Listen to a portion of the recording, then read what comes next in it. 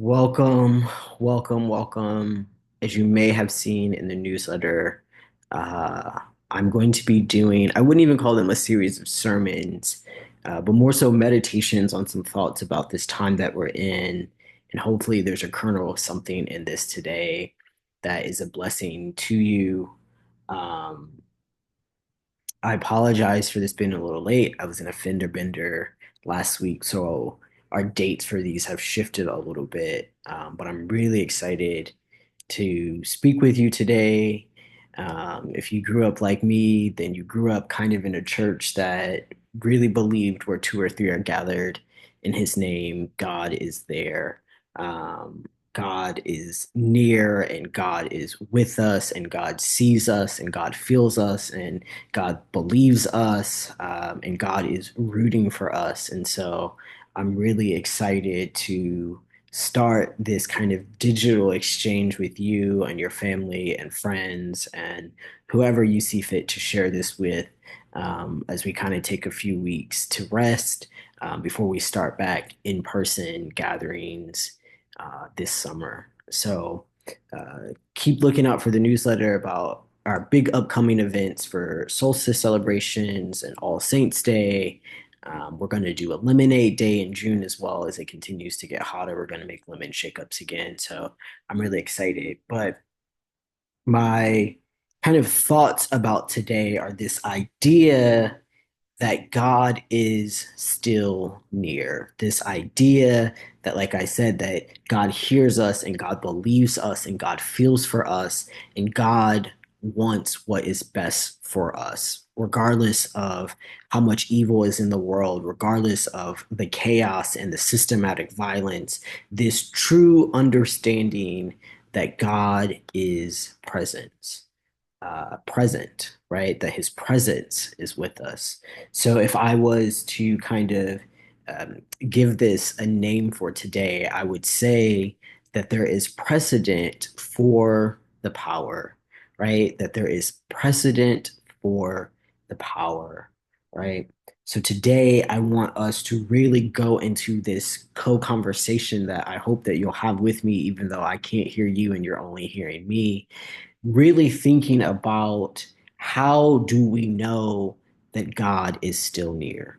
Given all of our interpersonal struggles, our interpersonal conflicts with other humans, again, all of this systematic violence that's going on, how do we know that we know within ourselves that God is still present? Uh, the world, right, is, to be frank, hellish in ways that, for most of us, we have only read about in history books. It is hellish for us in ways that we have never tangibly experienced for ourselves. And with that, how in the midst of it, right, in this moment, do we see God? That is kind of the question that I have been grappling with, that I know so many of you are grappling with. And it is really what I want us to meditate on for the next few minutes. Even though this is digital, I feel compelled to say I won't be before you long. I want to start with three examples, biblically and one historically, of when things have seemed really bad and yet God was present. The first is Paul when he is in prison, and he has been doing the work of evangelizing and telling folks about Jesus's ministry and who God is, and he finds himself locked up, and him and Silas turn to hymns and praises, and they turn to praising God, and they turn to singing, and a literal earthquake comes, right, and it shakes the world, right? So Paul is going through something excruciating, like his literal freedom and his body being put on the line, and yet in that moment he turns to God, he turns to praise, right? So that's our kind of first example that I want you to keep in your mind about this moment where we have this idea, and we see this example of something not going great, right? And you can read so much about Paul in the New Testament. I'm thinking of Philippians, I'm thinking of his letters and him talking about the ways that even though he was struck down, he took that as an opportunity to not only continue to spread the gospel, but he took that as an opportunity to praise God. What does it mean for us to think of the example of Paul going through all of his strife and to parallel it with our lives and the strife that we are going through, and to still think about that as an opportunity to praise God?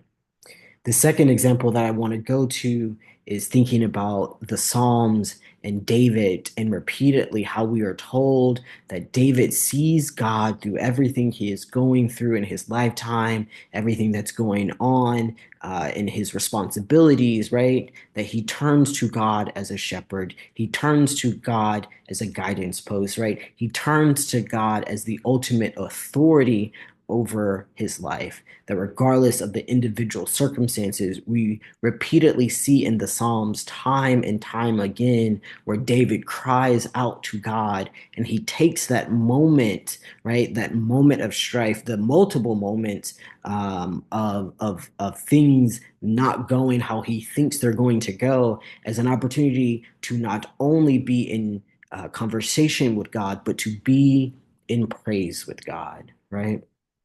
The third that I want to think about, and again, this is just a short meditation, so I can put some actual verses in here for you if that's what you need.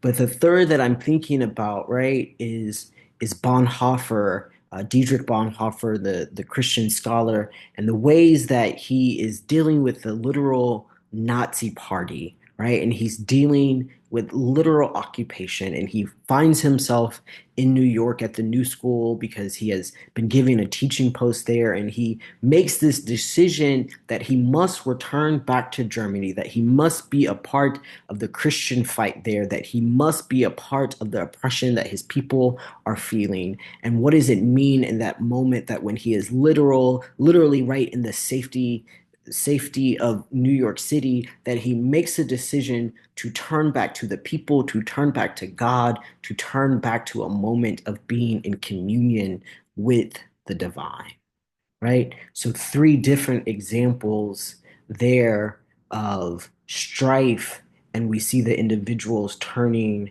towards God. We see Paul and Silas praising. We see David saying, "You are my shepherd," right? We see Bonhoeffer saying, "I will praise you. I will do what is morally correct, and I will be amongst the people," right? We can continue this thread and this thought and think about Jesus literally doing his ministry and on the cross, and the way that he is being compounded and thrust down upon by empire. And he makes the decision to still, in all ways, pray and seek God. He makes the decision to still be in communion with the people. He makes a decision, even with his last breath, depending on which gospel you're reading, to cry out to God, right?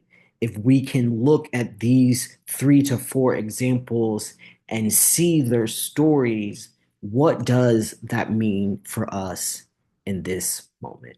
What does it mean for us to know that there are these examples, right? That there is this precedent for the power of God in people's lives to help guide them to do what is morally correct. What I ultimately am trying to say with these 3 examples, right, is that the presence of evil is not the absence of God. If you take nothing else from this digital meditation between us today, it is that the presence of evil is not the absence of God. And I know that for many of us, myself included, sometimes that is so easy to forget, that we have these, again, all of these systematic factors, that we have all of this violence, that we have what seems like the literal deterioration of what we understand to be societal truths, that we have all of these forces, right, coming towards us. And yet, what does it mean to see evil literally almost everywhere we turn, and to still say God is present?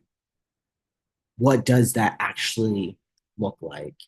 And again, I know that that is hard to digest, because this thought comes up of, well, how could God allow such evil things to persist? How could God, in all of his mightiness and her mightiness, right, allow all of this to conjure up and happen? But one thing that I've been hearing so clearly in my spirit, and hope that you take away, is that God is not responsible for evil. Excuse me again. God is not responsible for evil. That evil is responsible for evil, right? And if we can separate this idea that in all of his mightiness, right, that these things occur, then we can start to actually account for who is doing what, right? I want us to remember as we're thinking about the fact that God is not responsible for evil, but evil is responsible for evil, that we are co creators with God. We are reminders that God is still here. Our morals, our fight, our courage, right, is proof that God is still here. You watching this video, me talking to you, is a reminder that God is near, that God has always been concerned with good winning out. It's why he sent us Jesus. It's why he has us here, right? That your purpose is simply not to be born. It is not simply to work a job. It is not simply to laugh on weekends, but your purpose is to be a co-creator with God so that evil does not ultimately win. That as we are looking around us, someone still calls out the truth. That as we look around us, someone still says, this is foolishness. That as we look around us, someone says, hey, this is not right. We are the product of God's good. We are co creators with God. It is why he has us here. It is why we have a responsibility to stop and be clear that we are part of the good. So if you need to take a moment and pause right here to just say a prayer and remind yourself that you are good inherently, that you are evidence of God's good, I encourage you to do that. I encourage you to think about the responsibility that you have to make sure you stay emotionally and spiritually and physically regulated, that we must continue to co create, that there has never been a time in humanity that humans have not been asked to co create with our God to ensure that the good and the moral reach out. As the old hymn says, this little light of mine, I'm going to let it shine, right? We have a responsibility to make sure day out and moment out and time again that we are doing the work to let our little light shine. I am not asking you to be an entire light post. I am not asking you to be the light off the water that gets the ships in safe. I am simply reminding you that you have a good little light in you, and that good little light is worth something, and that you have a responsibility to make sure that it shines. Each of us has that in us, and we are called to bring it forth. And again, I want to reiterate that I know that it is hard. I know that it is difficult. I know that we are dysregulated. I know that there is so much going on day in and day out that kind of burdens us, right? That literally makes us feel heavy in our person, that we are dealing with financial stresses, we are dealing with emotional stresses, we are dealing with familial stresses, right? But there is nothing that the world can do. There is no external factor that can actually dim the light that was inside you, that is always inside you, that was there since the time that you were conceptualized as a thought in someone's mind, right? We are called to not be perfect, but we are called to be good. We are the evidence that good is still here. We are the evidence that God is still present. I want you to think about those posters that maybe you saw in school when you were younger on a college campus that says, be the good that you wish to see in the world. I might revise it to say, be the God that you wish to see in the world, not to imply that any of us as humans are God, but that each of us carries God within us, that we have, again, this duty and this obligation to spread God's goodness in all the ways that we understand. When I was in grad school, I had an instructor who said our only responsibility is to see the problem, try to fix the problem, and try not to be a part of the problem, right? That there is no way, if we are being honest, that we as individuals in this lifetime will ever solve systematic oppression. But if we can see the problem and name it and try not to be a part of that problem, right? If we can do something about it, right? That is somewhere that we can start. That is somewhere that we can sit. That is somewhere that we can have some momentum and do something for ourselves. Similarly, there's this the Mr. Rogers quote when he talks about his mother says, look for the helpers of the world when something is not going good. I encourage you to think about the ways that you are one of those helpers that Mr. Rogers' mother was talking about. I encourage you to think about all of that you bring to the table. I encourage you in this moment to know that your presence again is precedent of the power of God, that simply because you exist and you have existed this long is evidence that good is still here, that you have something to offer, right?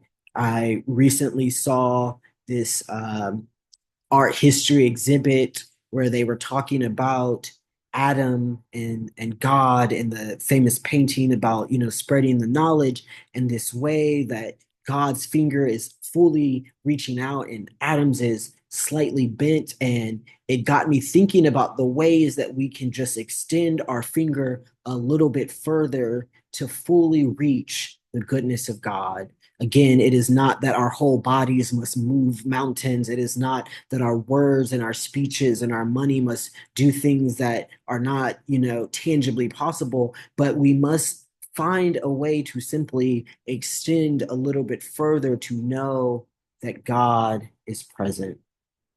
And even after all of this, you might still be saying, John, that sounds good. I think I'm a good person. I think I have something to offer the world, but that this isn't tangible to me. I have no praxis of doing good in the world.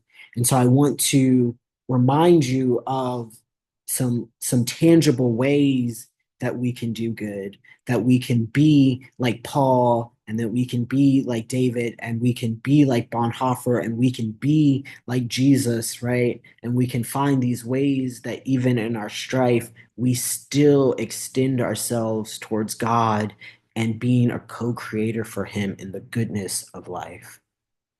The first that I want you to think about is how you can be a connection point, how you can show up for people, how you can celebrate them and congratulate them and text and call and be present with people. We are dealing with an epidemic of loneliness in this country. And what are the ways that, as you are able to, as you have the stamina to, as you have the capacity and the capability to, that you are not a bridge necessarily, right? Because what they don't often talk about is the fact that bridges get walked on, right? But how can you be a conduit, an arena, an area where energy can flow, where people can see their humanity reflected back to them? What are the ways that you can talk to people that maybe you wouldn't usually talk to? What are the ways that you can reach out to that family member who maybe you haven't spoken to in a while? I'm not asking you to put yourself in a violent situation. I'm asking you to think about the ways that you yourself are powerful, are beautiful, are so impeccably made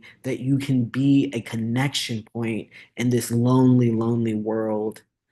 The way that fascism works, the way that oppression works is it is counting on us to be apart from each other. It is counting on us to get so busy and so overwhelmed and so dysregulated that we forget a simple conversation is a part of the resistance. It is not the whole picture of the resistance. That's not ever what I'm saying, but it is a moment of the resistance, right?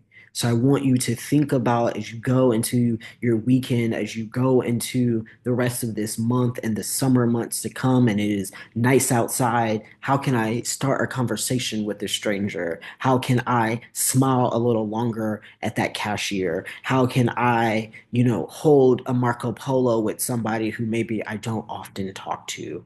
How can you be a connector and a conduit and a co-creator with God for connection? The second is I want you to think about how you can donate what you have. For some of us, that might be financial. For many of us, that might be our time. That might be our expertise, right? That might be us donating things that typically we can't drop off at Goodwill, right? But I want you to think about as you are making these connections, again, that we are co creators. We are co creators. We are co creators with God. We are a part of the goodness, and that takes from us, right? And what can we willingly give? What can we donate of ourselves? What can we do? Can we write a letter to someone who's in prison and give them a bit of our attention, right? Can we sit with a child and play with them a little bit longer than we usually do? What is it that you have to donate that reminds you, first and foremost, that you are part of God's goodness, that God is near? Right? What can you then take and give to someone else as others are pouring into you? And again, this might not always be financial. For so many of us, it is not. But our time, our energy, our expertise, our knowledge, our laughter, our jokes, right? How can we give those in ways that we haven't originally thought to give them? And the last that I want to leave you with is a commitment to joy. Again, how difficult that is, I know. Depression is rampant, food insecurity is rampant, right? Systematic and policing is rampant. And through it all, can you take a moment to commit to joy? Maybe you don't have it to give all day. Maybe you don't have it to give 7 days a week, but are there 5 seconds of the day where you can stop and you can say, I am committing to joy? I saw a great post the other day that said, today God spoke in the flowers, and me who was looking for conversation, I almost missed it.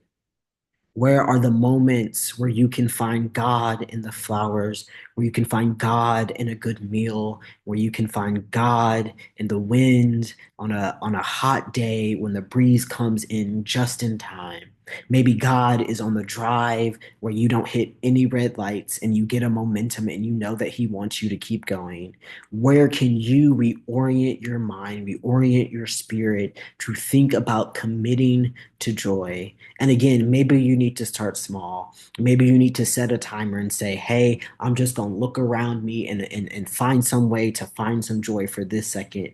But the grief cannot be all that we carry. The worry cannot be all that we carry. The scared cannot be all that we carry. We must commit to joy. It is not necessarily about riding the waves of life, but actually understanding that we are the ocean, that we are constantly in moments and movements, and that we have an impact, that we can change the horizon, that we can erode the shoreline and build something else, that we must commit to joy.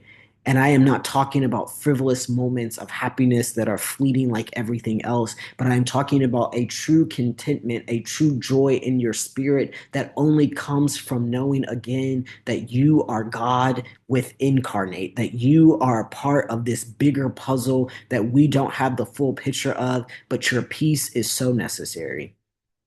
I want you to think about your own joy so that others can experience it and laugh with you. I want you to think about the way that your joy has the power to shift rooms. I want you to think about the way that your smile has the ability to uplift someone's day.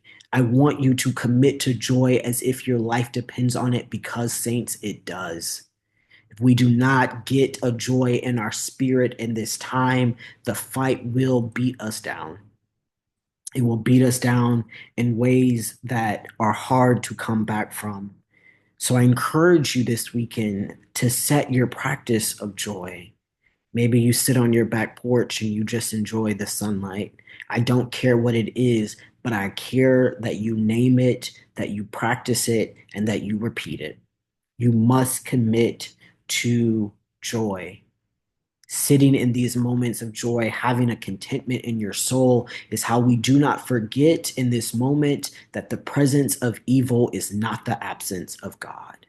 That God is all around us, that this community is evidence of it, that our family structures are evidence of it, that the love that we feel for ourselves and others is evidence of it. Each of us exists, and therefore I am truly, truly convinced that what I'm saying to you is true.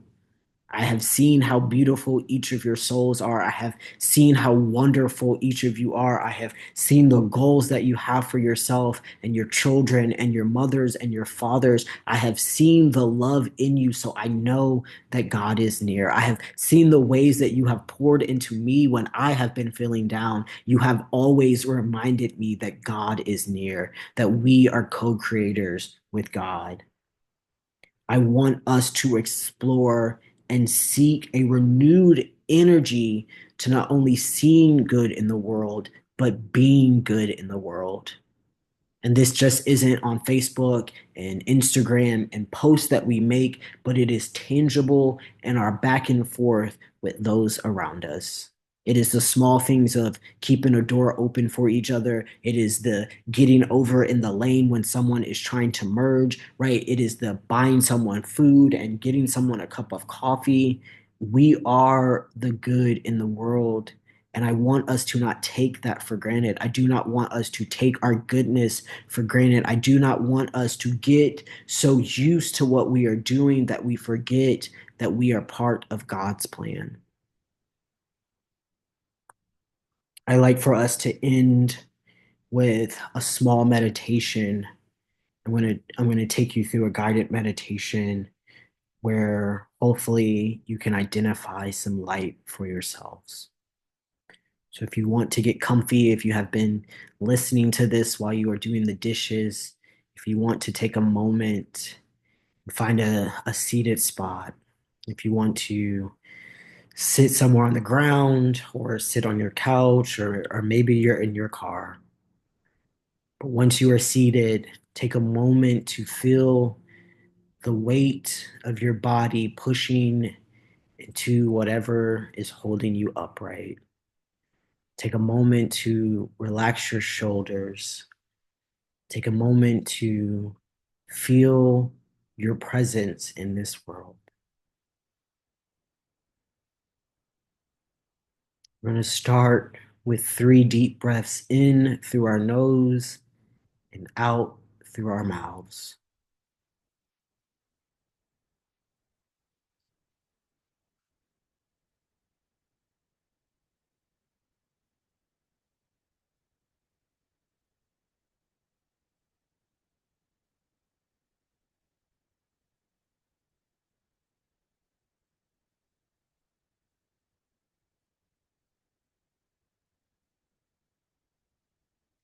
If you have not done so already, close your eyes and continue to breathe at a pace that feels good to you.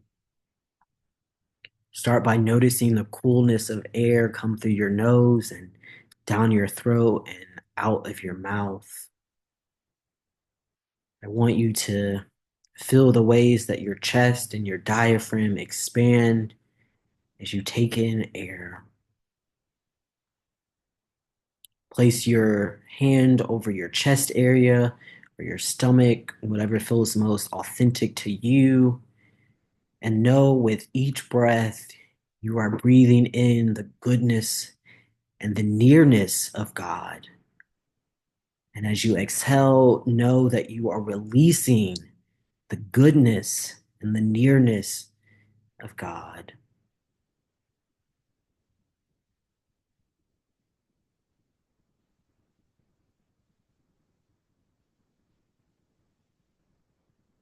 If it helps, potentially envision God sitting next to you, the energy of God engulfing you, And I want you to think about a small light forming inside you.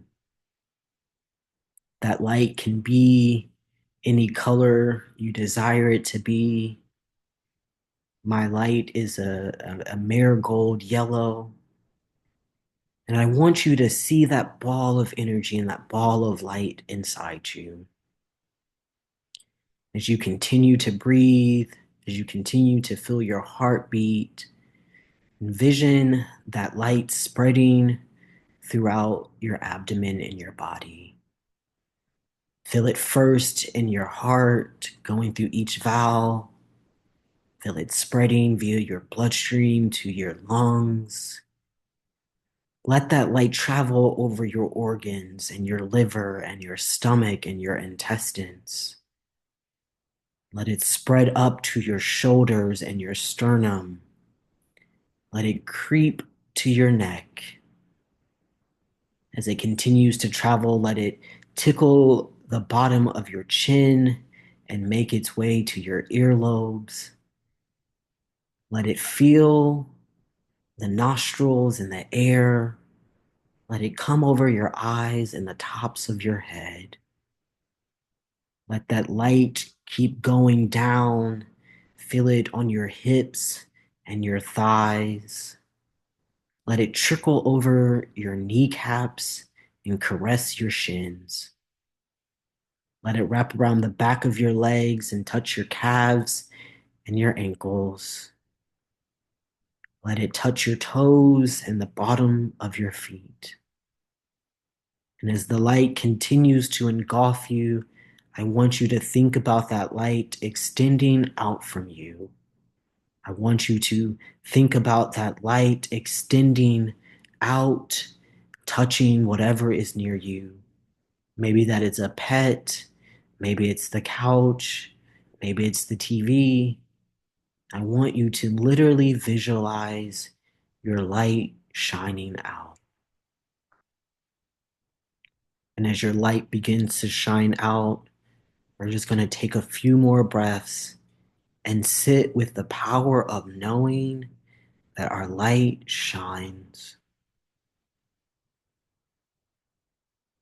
We're going to breathe through the reality that our light shining is evidence that God is near. We're going to breathe out and let our light be resistance to this moment that we live in. Keep going until your light has spread into the whole room, to the interior of your car, to the bathtub, wherever you are.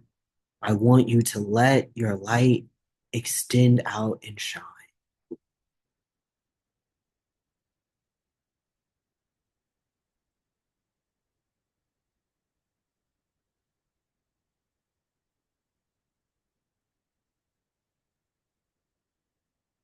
When you feel as if your light has extended into the whole room or the entire space that you are, I want you to come back to your heart and remember the source of that light. Remember that God is in you. Remember the co creator and powerful, powerful being that you are. Remember how much you have to offer.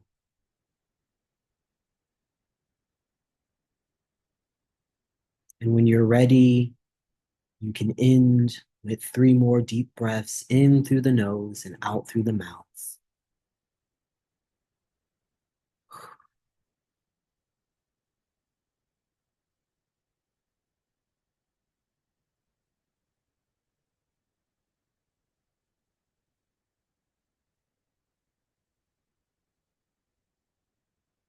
When you're ready, open your eyes.